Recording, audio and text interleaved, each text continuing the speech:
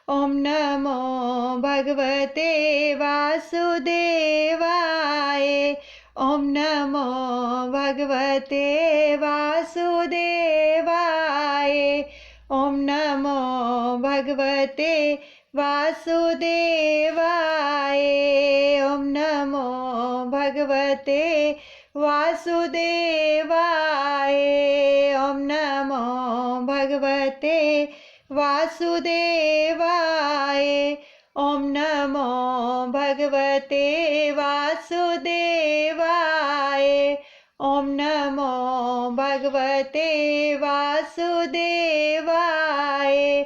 ओम नमो भगवते वासुदेवाय। ओम नमो भगवते वासुदेवाय। ओम नमो भगवते वासुदेवाय। ओम नमो भगवते वासुदेवाय। ओम नमो भगवते वासुदेवाय। ओम नमो भगवते वासुदेवाय। ओम नमो भगवते वासुदेवाय। ओम नमो भगवते वासुदेवाय। ओम नमो भगवते वासुदेवाय। ओम नमो भगवते वासुदेवाय। ओम नमो भगवते वासुदेवाय।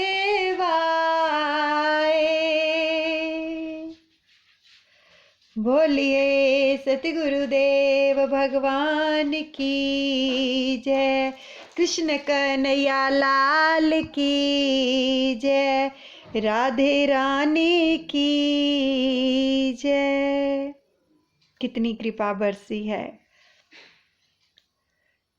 जिसको इस समय किसी भी प्रकार की कोई भी समस्या थी, एक बार सबका शरीर बिल्कुल हल्का कर दिया है मेरे भगवान जी ने।